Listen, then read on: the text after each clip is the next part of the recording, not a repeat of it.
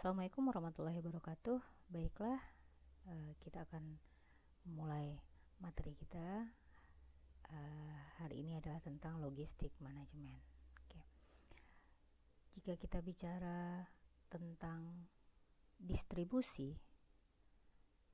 dan logistik, berarti kita akan masuk dulu kepada akan membahas dulu. Pertama sekali adalah sebelum kita masuk ke dalam distribusi, kita bicara dulu tentang logistik. Logistik itu adalah aliran, ya. Jadi kita akan bicara tentang aliran apa yang akan nanti kita distribusikan. Jika kita bicara logistik, kita bukan hanya bicara kepada barang yang akan dikirimkan, barang yang akan apakah barang itu akan outbound nanti dan inbound, yaitu adalah yang akan keluar dari suatu perusahaan atau manufaktur, apakah yang akan masuk ke dalam perusahaan tersebut. Jadi kita akan bicara tentang alirannya, sistem logistik itu seperti apa, habis itu prinsip dari logistik itu seperti apa, dan apa hubungan logistik nanti dengan marketing dan manajemen. Oke, kita akan bahas itu hari ini, dan semoga video ini akan bisa membantu untuk memahami materi tentang logistik manajemen.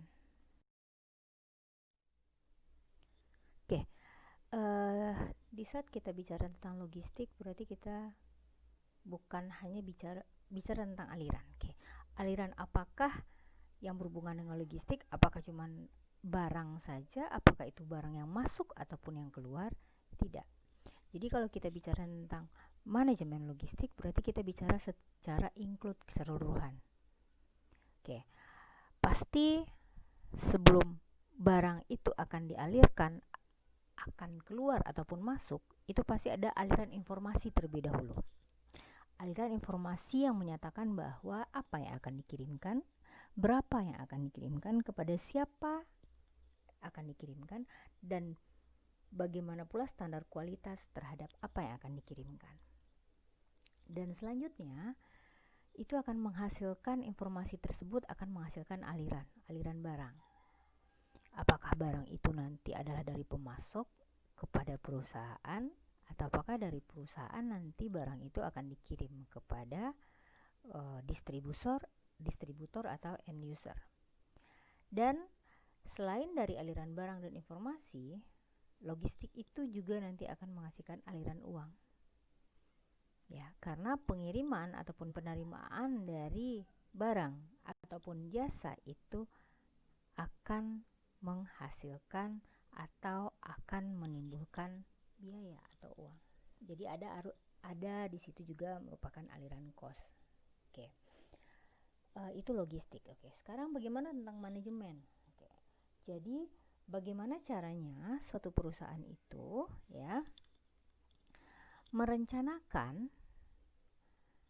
terhadap rencana aliran barang dan jasa, apakah itu masuk akan keluar dari suatu perusahaan, dan bagaimana cara mengimplementasikannya, menentukan waktu yang tepat, saat dan tepat, dan nanti di dalam mengimplementasikan itu akan butuh kontrol terhadap proses logistik itu sendiri, agar sistem logistik yang dilakukan itu bisa menghasilkan aliran yang efektif dan efisien. Ya, efektif dan efisien, dimana kalau kita bicara efektif itu adalah tepat sasarannya, sesuai dengan apa yang sudah diinformasikan atau sudah diatur dan di awal, dan efisien itu adalah yang bisa meminimalkan biaya.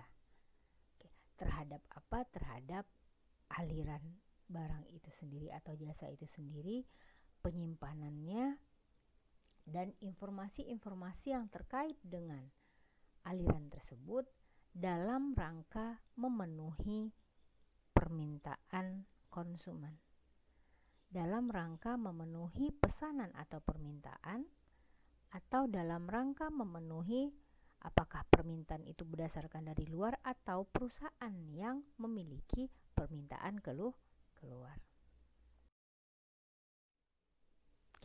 Ini merupakan salah satu contoh aliran logistik itu yang terjadi di suatu perusahaan. Oke. Di dalam rantai supply chain management itu ya, jadi alirannya itu tidak terputus ya, jadi terjadi secara kontinu, bukan bersifat intermittent yang terputus-putus. Oke. Pertama, aliran itu ada dari pemasok. Berarti kalau kita bicara dari pemasok, itu berarti ada dari luar. Pemasok berarti nanti akan disampaikan oleh kurir atau pengirim. Pemasok itu adalah perusahaan lain atau distributor yang memenuhi permintaan perusahaan terhadap barang-barang atau terhadap barang atau bahan yang dibutuhkan perusahaan dalam menghasilkan produk ataupun jasa. Oke. Sistem pengiriman oleh kurir itu berbagi bisa macam, bisa darat, bisa laut, bisa udara, dan segala macam. Oke. Setelah sampai di pabrik, berarti akan terjadilah yang namanya proses transformasi, merubah input ya, bahan-bahan, material dan segala macamnya yang tadi dikirim oleh pemasok akan diolah oleh perusahaan dengan menggunakan mesin, teknologi, informasi, dan menghasilkan produk atau jasa. Oke. Setelah itu menghasilkan produk, berarti nanti akan terjadi lagi aliran selanjutnya, aliran kedua, aliran out lagi, aliran keluar ya, aliran outbound, dimana nanti kurir akan mengirim ke distributor atau langsung melakukan pengiriman kepada end user atau pelanggan. Oke, sekarang kita contohkan di sini ke distributor terlebih dahulu. Nanti dari distributor baru akan dikirim ya kepada retail ya, pengecer-pengecer, ataupun langsung kepada pelanggan. Itu adalah bagian dari aliran distribusi. Aliran distribusi baik dari pemasok sampai dengan pelanggan dalam menyampaikan produk atau jasa yang dihasilkan oleh suatu perusahaan.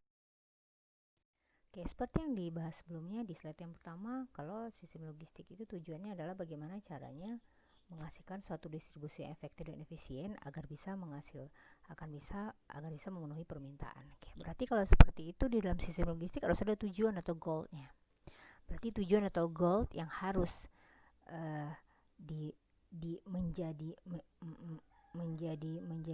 menjadi perhatian suatu perusahaan itu adalah bagaimana caranya memenuhi kebutuhan pelanggan. Intinya kalau tujuannya itu adalah bagaimana memenuhi kebutuhan pelanggan, berarti bagaimana caranya memuaskan.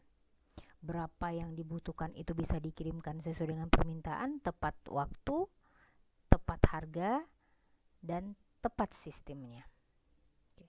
Yang kedua, kalau kita bicara dalam sistem logistik, berarti kalau kita bicara lihat tadi aliran logistik di slide sebelumnya, berarti komponen yang utamanya itu adalah pasti adalah manufaktur, suppliers, dan customer. Ya, itu adalah komponen utama di dalam manajemen logistik. Dan di antara ketiga itu harus mempunyai chemistry yang tepat, harus bisa memanage hubungan dengan baik supaya ketiga komponen tersebut bisa memenuhi standar di dalam, contohnya manufaktur juga dia juga harus bisa harus bisa untuk menjaga hubungan baik dengan para pemasok supaya terjadi juga ketepatan waktu dalam memproduksi produk atau jasa. Karena ketepatan waktu yang terjadi di perusahaan itu akan berpengaruh terhadap sistem dan waktu yang akan berpengaruh kepada customer akhir. Walaupun nanti yang akan mengirimkan produk tersebut kepada pelanggan atau end user itu adalah suppliers atau distributor, tetapi apabila terjadi kendala dan permasalahan di perusahaan itu sendiri, itu berarti akan berdampak kepada supplier juga, dan otomatis itu pasti akan berdampak kepada si pengguna akhir dan akan bisa mengganggu atau merusak kepercayaan karena tidak bisa terpenuhinya tujuan, yaitu adalah dalam memenuhi kebutuhan pelanggan. Oke. Apa saja aktivitas-aktivitas yang harus dikelola dengan baik supaya bisa memuaskan pelanggan dalam memenuhi kebutuhannya? Itu pertama pasti adalah pengadaan yang tepat. Tadi adalah dari distributor tadi, ya, procurement. Bagaimana pengadaannya? Tepat jumlah, tepat kualitas, dan tepat waktu. Habis itu di dalam perusahaan pasti tidak akan terlepas dari yang namanya storage atau penyimpanan. Tidak semua bahan yang masuk atau produk yang akan dikirim keluar itu akan dilaksanakan, dieksekusi saat itu juga. Bagaimana sistem pergudangan yang tepat? Ya, jadi ada manajemen persediaan di sana. Kita harus menentukan berapa jumlah permintaan yang paling ekonomis itu. Yang jelas pergudangan pasti akan menimbulkan biaya. Tetapi tanpa pergudangan itu juga bisa akan mengganggu, ya. Tanpa ada penyimpanan itu juga bisa akan mengganggu adalah akan mengganggu jumlah permintaan atau jumlah permintaan yang mungkin tidak akan bisa kita prediksikan sebelumnya. Berarti kita harus menentukan berapa jumlah persediaan yang paling ekonomis tersebut, ya, untuk tetap dikelola agar bisa memenuhi permintaan yang sebelumnya tidak bisa kita prediksikan. Dan yang terakhir pasti akan ada delivery. Memilih suppliers agar bisa menjadi bagian dari untuk meningkatkan pelayanan kepada konsumen itu bukanlah juga sesuatu hal yang mudah, ya. Jadi tepat pengiriman, tepat waktu, tepat sasaran, tepat kualitas. Karena di sistem pengiriman itu juga bukan cuman kualitas, itu bukan hanya berakhir di saat perusahaan memproduksi suatu barang, tetapi sampai produk itu sampai kepada tangan konsumen itu juga bagian dari kualitas, ya. Jadi rantai pasokan itu tidak hanya terlepas sampai kalau misalnya produk udah selesai, ya itu tanggung jawabnya selesai, berarti otomatis ya itu adalah bagian dari suppliers. Bagaimana dia mengantarkan itu, jadi dia sampai kepada tangan konsumen itu adalah kualitas tetap harus dijaga. Oke, jadi supaya bisa mencapai tujuan dan aktivitasnya itu juga bisa terlaksana dengan baik, berarti harus ada kontrol di situ, ya. Jadi ada di situ prinsip logistik itu, ya. Jadi kontrol dalam prinsip logistik itu yang dikenal dengan 7 R's of logistik itu. Jadi ada 7, ya, prinsip logistik, ya, atau 7 R's of the logistik. Apa saja nanti akan kita bahas. Oke. 7 R of logistik itu atau prinsip logistik itu jadi ada 7, ya. Jadi ada 7 prinsip logistik di dalam menjaga tujuan dari sistem logistik itu dalam memenuhi permintaan konsumen tadi. Pertama adalah tepat kualitasnya, ya. Jadi with the right quality. Jadi kualitas produk, ya. Jadi kualitas produk itu harus tepat. Kita bicara tepat itu apakah kualitas itu, apakah produk yang produk yang mahal itu yang berkualitas bagus, produk yang murah itu tidak berkualitas bagus, bukan seperti itu. Tepat kualitasnya itu adalah harus disesuaikan, harus disesuaikan dengan, ya, harus disesuaikan dengan permintaan pelanggan. Ya, jadi standar kualitas yang bagus itu adalah standar kualitas yang sesuai dengan apa yang diinginkan oleh pelanggan. Oke, satu lagi di situ ada kepercayaan, dan itu adalah kita bicara tentang quantity atau jumlah. Jumlah yang diminta itu harus sesuai dengan apa yang akan nanti mereka terima. Di sini bicara tentang kepercayaan. Apalagi kalau kita bicara sudah jumlah, berarti itu sudah bicara tentang end user, berarti di situ ada kontribusi dari suppliers. Dan biasanya perusahaan mempunyai partner untuk bisa di dalam logistik itu untuk bisa mengantarkan produk akhir itu kepada end user, berarti di situ harus ada unsur kepercayaan. Ya, jadi bagaimana caranya kita sudah menentukan, perusahaan sudah menentukan kualitas yang tepat ini. Kualitasnya udah bagus nih. Kualitasnya sudah tepat, udah right quality. Right quality tidak akan ada artinya apabila tidak terjadi yang namanya in the right quantity. Harus sesuai. Oke. Habis itu juga the right part, jadi berarti adalah bagian, ya, bagian dari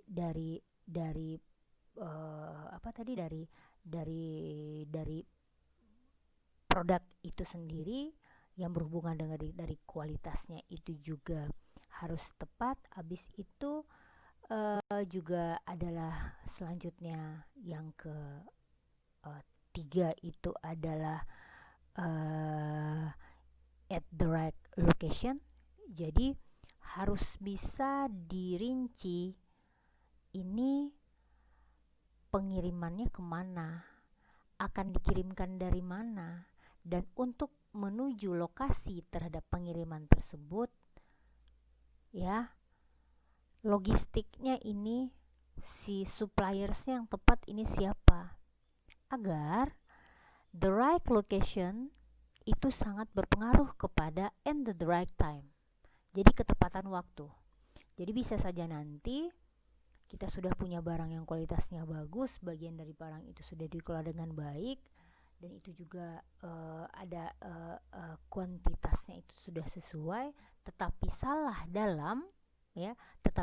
dalam memilih, kurang tepat dalam menentukan, melakukan mapping terhadap kemana akan dikirim dan dari mana akan dikirim, itu akan berpengaruh terhadap ketepatan waktu, ya, ketepatan waktu. Dan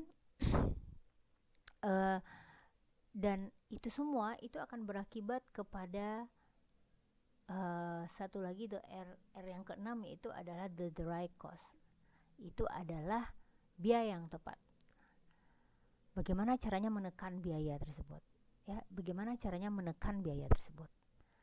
Biaya supaya itu bisa menekan biaya keseluruhan, baik itu yang akan dibebankan kepada konsumen akhir yang berhubungan dengan harga yang akan dijual, itu juga berhubungan dengan biaya yang akan biaya yang berkaitan dengan biaya yang dikeluarkan oleh perusahaan tersendiri dalam manajemen logistik ini.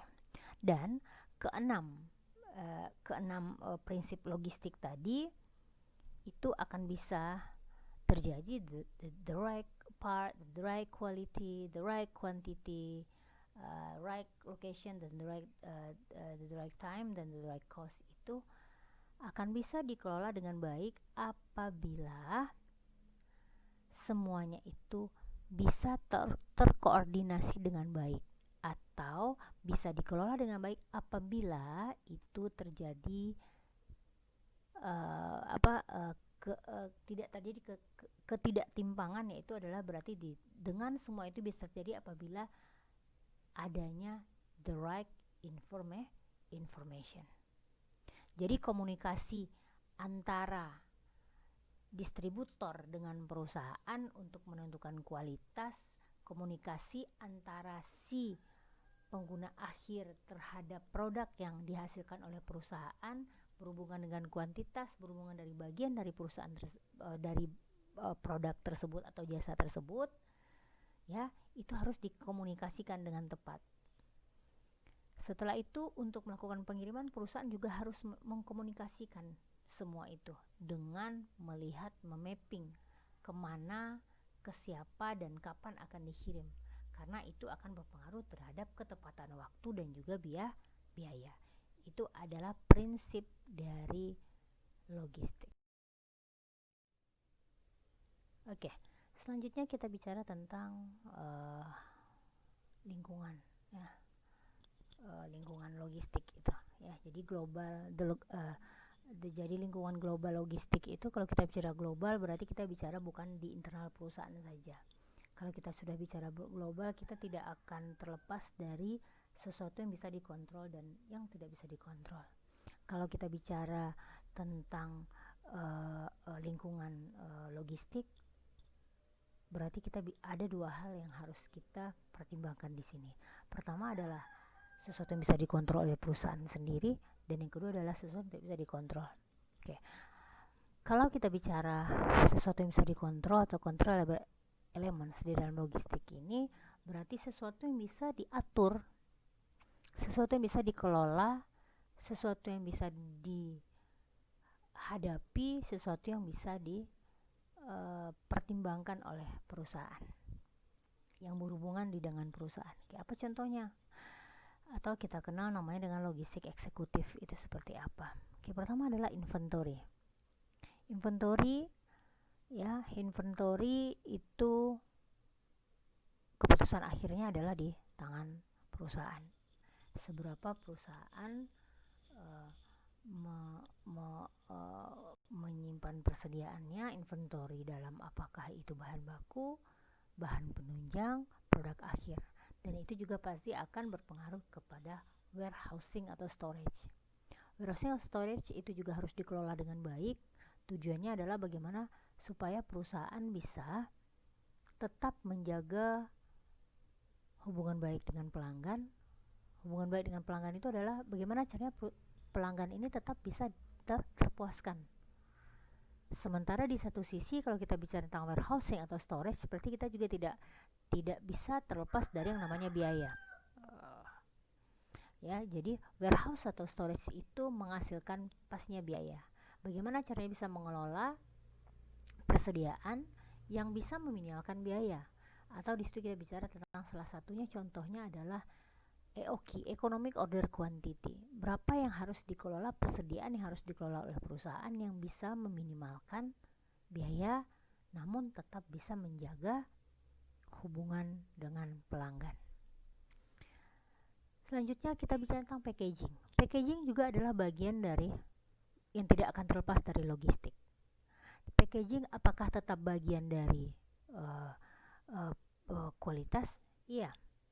Jadi kualitas itu bukan hanya di saat produk bisa dalam perusahaan menciptakan produk, tapi sampai produk tersebut sampai kepada end user.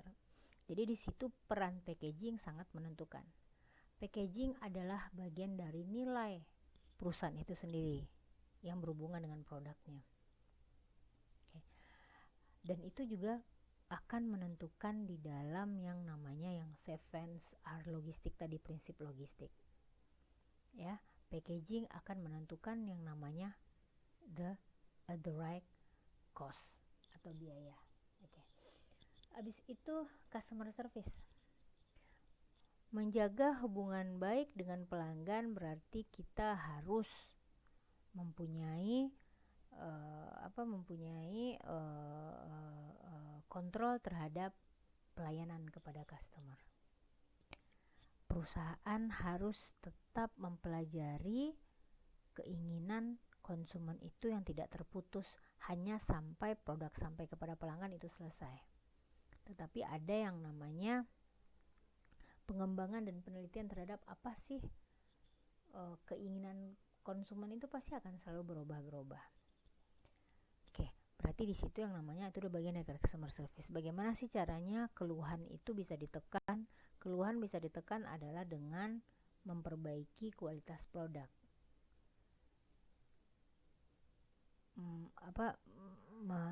Melakukan pengiriman sesuai dengan kuantitas yang diinginkan, atau tadi direct quantity. Dan karena dengan bisa mengelola itu semua, itu akan bisa menekan biaya pelayanan service yang berhubungan dengan complaints. Mengurangi complaints berarti akan menekan terjadinya produk itu di-reduce kembali, ya, produk itu akan di repair kembali dan segala macamnya. Itu semua adalah hal yang bisa dikontrol oleh perusahaan. Sementara kalau kita bicara global, tadi kita bicara lingkungan yang lebih luas. Berarti kita ada elemen yang tidak bisa dikontrol oleh perusahaan. Mana yang lebih penting? Dua-duanya penting, tetapi fokus utama perusahaan itu adalah sesuatu yang bisa dikontrol, supaya sesuatu yang tidak bisa dikontrol ini bisa ditutupi dengan sesuatu kekuatan perusahaan, sesuatu yang tadi bisa dia kontrol. Apa saja yang tidak bisa dikontrol oleh perusahaan? Yang berhubungan dengan kondisi ekonomi. Pandemi ini, siapa yang bisa mengira 1 tahun yang lalu ini akan terjadi? Pandemi COVID-19 ini merusak, merubah pola. Contohnya kita sekarang, pola pembelajaran saja jauh berubahnya. Kita yang biasanya ketemu secara fisik di kelas, sekarang harus ketemu secara virtual seperti ini. Ya, apakah itu bisa kita kontrol? Tidak. Apa yang bisa kita lakukan? Ya, kita menghadapinya, kita belajar. Saya sebagai dosen belajar, kami sebagai dosen belajar bagaimana caranya bisa tetap memberikan pembelajaran yang efektif kepada si mahasiswa. Mahasiswa juga bisa menghadapi hal itu dengan tetap, mau ada dosen apapun tidak, ya yang namanya kita belajar, kita tetap belajar. Tidak menjadikan ini suatu kendala. Oke, satu lagi apa yang tidak bisa dikontrol? Persaingan. Perkembangan teknologi dia nggak bisa dikontrol, tapi yang dia tetap harus dipelajari. Teknologi berkembang itu harus dipelajari supaya kita tidak ketinggalan zaman, supaya tingkat kompetisi seberat apapun itu bisa dihadapi dengan kita siap. Kondisi geografik, sosial dan kultur, politik dan legal itu nggak bisa kita kontrol, tapi bisa kita sesuaikan dan kita hadapi biar supaya supaya perusahaan tetap bisa berjalan. Dalam tipe logistik itu ada 3. Pertama adalah, mungkin tadi juga sudah dibahas, inbound logistik, ya. Inbound itu berarti aliran dari luar ke dalam, ya. Habis itu outbound logistik, aliran itu adalah yang dari dalam keluar perusahaan. Yang ketiga adalah reverse logistik. Oke. Jadi kalau inbound itu aliran dari luar ke dalam, ya berarti tadi dari pemasok yang berhubungan dengan bahan baku, bahan penolong, persediaan, pokoknya yang sesuatu yang dibutuhkan dalam proses transformasi produk, ya. Berarti ada 5M tambah 2I. Material, money, method, mesin, apalagi material, money, method, mesin, metoda, ya. Itu adalah aliran yang berasal dari luar perusahaan untuk mendukung perusahaan dalam memproduksi produk atau jasa. Segala sesuatu yang dibutuhkan perusahaan dalam organisasi tersebut itu berarti adalah inbound logistik. Outbound logistik berarti aliran dari dalam keluar, ya berarti adalah aliran dari produk atau jasa yang sudah diproduksi oleh perusahaan dikirim ke luar perusahaan, apakah itu ke distributor atau langsung kepada end user. Dan yang ketiga yang tidak kalah pentingnya tipe logistik itu adalah reserve logistik yang berhubungan dengan customer service tadi. Aliran finish produk dari customer ke dalam supply chain management. Ini maksudnya apa? Reserve itu kan kembali. Jadi bagaimana, apakah di situ apakah terjadi komplain itu akan berakhir kepada misalnya pergantian produk, di-reduce kembali, atau bagaimana? Itu juga bagian dari tipe logistik yang harus dikelola dengan baik oleh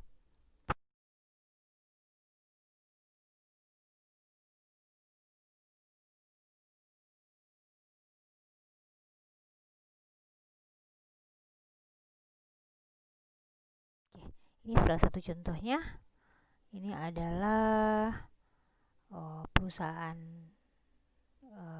minyak goreng, ya. Jadi berarti kalau inboundnya di sini CPO, berarti pengiriman CPO kepada pabrik CPO itu bagian dari inbound, ya. Inbound inbound di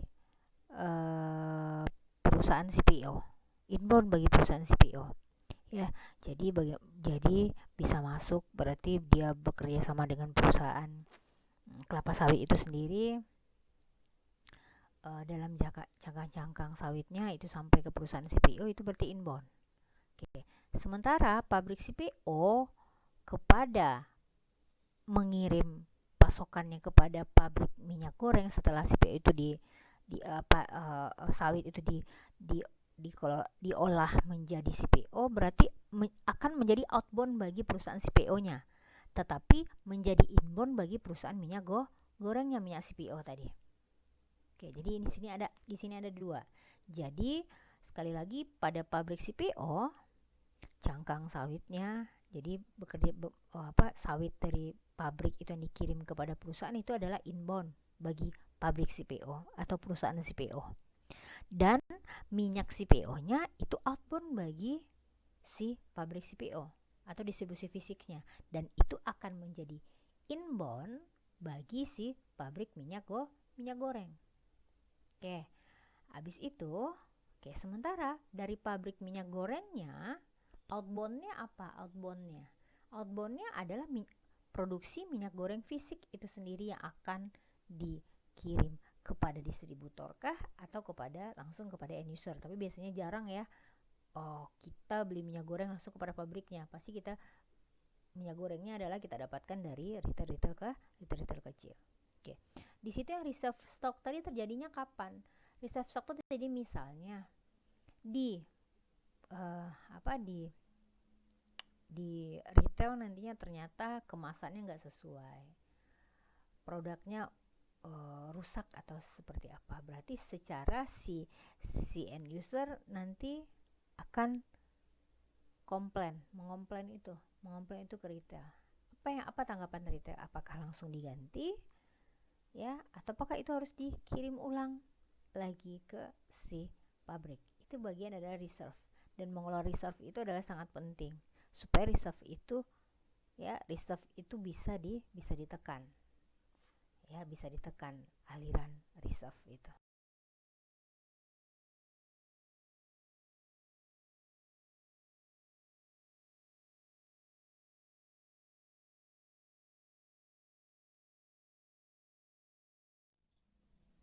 Oke, sekarang tentang fungsi manajemen logistik.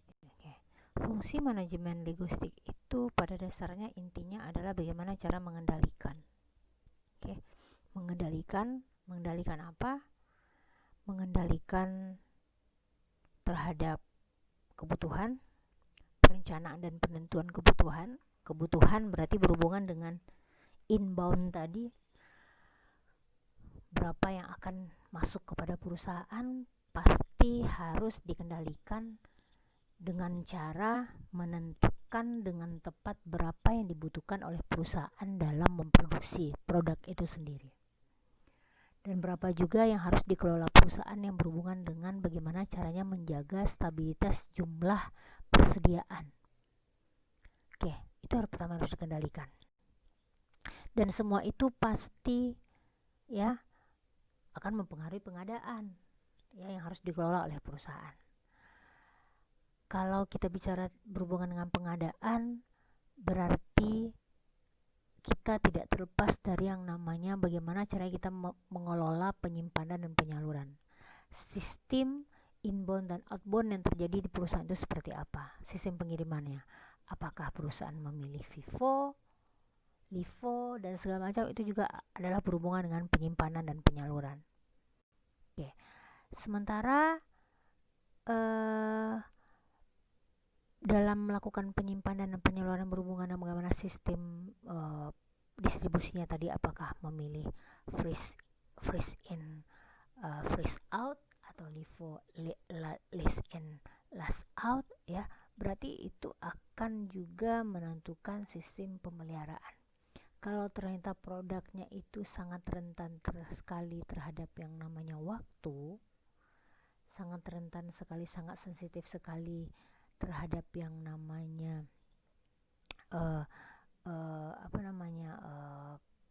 sistem penyimpanan, ya berarti cara yang tepat yaitu adalah FIFO pastinya. Bagaimana menentukan memapping pergudangan itu juga sangat menentukan ya. Dan satu lagi, pengendalian dalam penghapusan. Penghapusan yang berhubungan dengan apa? Misalnya yang tadi customer service. Bagaimana caranya kita bisa mengelola tingkat pelayanan kepada konsumen supaya kita bisa mengurangi yang namanya komplain. Komplain itu sebisa mungkin itu ya nggak ada harusnya.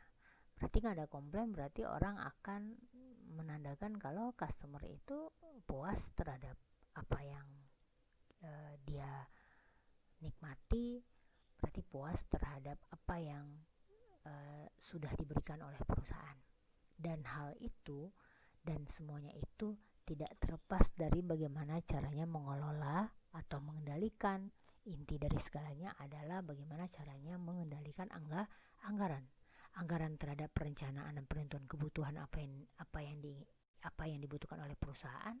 Pengadaan terhadap itu adalah bahan bakukah, produkkah, bagaimana caranya melakukan penyimpanan yang tepat banyak, tepat jumlah, tepat tempat supaya itu bisa dikelola dan dipelihara dengan baik sehingga bisa menekan yang namanya komplain. Semua itu pasti sangat dipengaruhi oleh berapa perusahaan menentukan semua biaya atau anggaran yang dibutuhkan untuk dalam memanage logistik tersebut. Oke. Yang terakhir kita masuk ke dalam trade-off ya. Trade-off antara marketing dan logistik ya. Apa pula hubungan antara marketing dan logistik? Oke. Kalau kita bicara tentang marketing, berarti kita bicara tentang produk, harga, promosi. Itu adalah sisi marketing ya.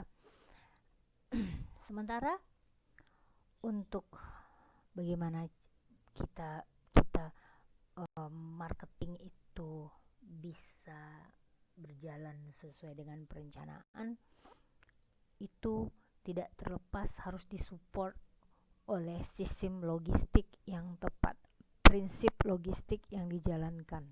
Yang tadi adalah 7 of logistik ya, terhadap biaya kualitas ya, kuantitas, kualitas, the right quality, the right quantity, the right part tadi, the right location and the right times. Jadi semuanya itu apa yang bisa supaya marketing ini tingkat pelayanan itu bisa memuaskan konsumen, promosi yang dilakukan bisa tepat sasaran, dan juga promosi itu bisa juga mempengaruhi tepat harga yang akan ditentukan ya. Berarti berhubungan dengan tingkat tempat dan tingkat pelayanan, berarti itu harus didukung, disupport oleh sistem prinsip logistik yang tepat juga, yang berhubungan dengan transportasi, sistem transportasinya seperti apa, and the right location, bagaimana caranya tepat menentukan supaya terjadi namanya yang tadi the right time. Habis itu yang berhubungan dengan inventory carrying cost ya, biaya pengiriman, berhubungan dengan jumlah kuantitas, biaya kuantitasnya, biaya pergudangan ya, supaya antara logistik sangat bisa menentukan sisi marketing yang akan dilakukan supaya